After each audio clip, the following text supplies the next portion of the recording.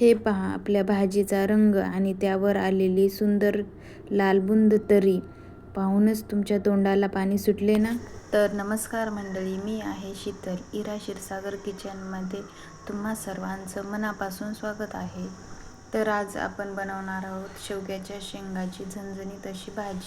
तर चला तर मग रेसिपीला सुरुवात करूया. त्यासाठी मी शेवग्याच्या शेंगाचे असे छोटे छोटे तुकडे करून घेतलेले आहेत. तुकडे करत असताना त्याच्यावरची थोडी थोडी साल पण काढून घ्यायची आहे, कारण की त्यामुळे शेंगा कधी कधी कडवट लागतात.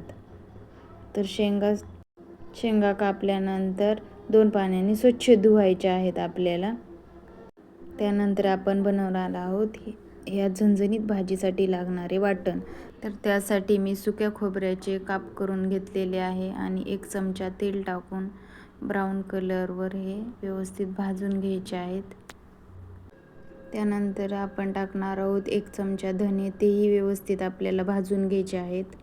रस्सा दाटसर होण्यासाठी आपण या रेसिपीमध्ये काही सिक्रेट 3 गोष्टी वापरणार आहोत. त्यापैकी एक म्हणजे 1 चमचा हरभऱ्याची डाळ आपण तेल टाकून व्यवस्थित भाजून घ्यायची आहे. त्यानंतर 1 चमचा पांढरे तीळ आणि त्यातच आपल्याला 1 चमचा कारळट घालून दोन्ही व्यवस्थित तेल टाकून भाजून घ्यायचं आहे. पण हे सर्व मसाले एका ताटामध्ये काढून घेतलेले आहेत. तुम्ही व्हिडिओमध्ये पाहू शकता की आपण भाजून घेतलेले सर्व मसाले आणि त्याचबरोबर एक भाजलेला कांदा, लसूण, अद्रक आणि कोथिंबीर पण आपण घेतलेली आहे. मिक्सरच्या भांड्यात अगोदर आपण सर्व भाजलेले मसाले बारीक करून घ्यायचे आहे. त्यानंतर त्यामध्ये भाजलेला कांदा, लसूण, कोथिंबीर, अद्रक टाकून थोडेसे पाणी टाकून बारीक पेस्ट करून घ्यायची आहे. आता फोडणीसाठी गॅसवर मी एक पातेले ठेवले आहे. त्यामध्ये 2 चमचे तेल टाकले आहे. अर्धा चमचा जिरे छान तडतडल्यानंतर आपण त्यामध्ये अर्धा चमचा मोहरी टाकली. त्यानंतर त्यामध्येच आपण लसणाच्या 2-3 पाकळ्या टाकायच्यात. लसूण छान परतल्यानंतर त्यामध्ये आपण केलेलं सर्व वाटण टाकायचं आहे.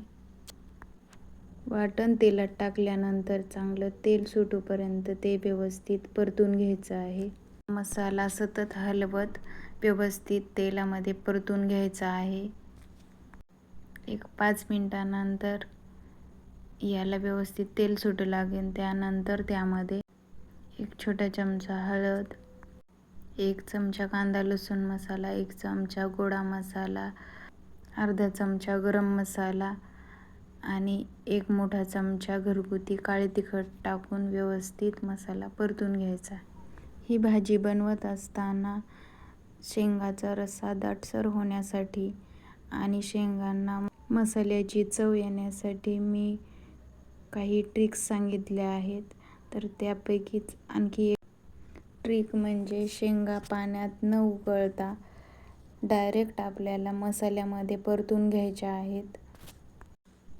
तर त्यामुळे काय होतं की शेवग्याच्या शेंगाला मसाला व्यवस्थित लागतो आणि शेंगा छान लागतात आणि भाजीसुद्धा चवदार लागते. आता यामध्ये आपल्याला घालायची आहे बारीक चिरलेली कोथिंबीर आणि कोथिंबीर अशी तेलात परतल्यानंतर तरीमध्ये ही कोथिंबीर खूप सुंदर दिसते. त्यानंतर या स्टेजला आपण यामध्ये स्वच्छ धुवून घेतलेल्या शेवग्याच्या शेंगा टाकणार आहोत.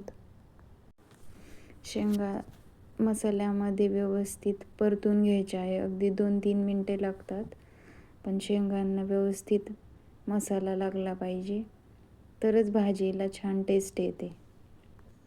तुम्ही व्हिडिओमध्ये पाहू शकता की आपल्या शेंगांना मसाला व्यवस्थित लागलेला आहे.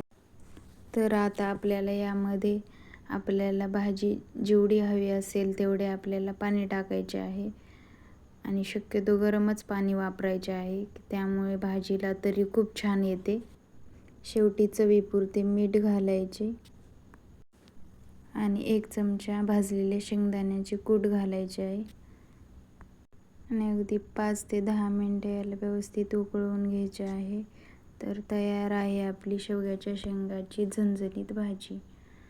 ही भाजी आपण पोळीसोबत, भाकरीसोबत किंवा भातासोबत पण खाऊ शकतो. दिसायला जेवढी चमचमीत दिसत आहे तेवढीच चवीलाही खूप भन्नाट होते ही शेवग्याच्या शेंगाची भाजी. तुम्हाला आजची रेसिपी कशी वाटली कमेंटमध्ये नक्की सांगा. चॅनलवर नवीन असाल तर सबस्क्राईब करायला विसरू नका. पुन्हा भेटूया अशाच एका नवीन आणि झणझणीत रेसिपीसह. धन्यवाद.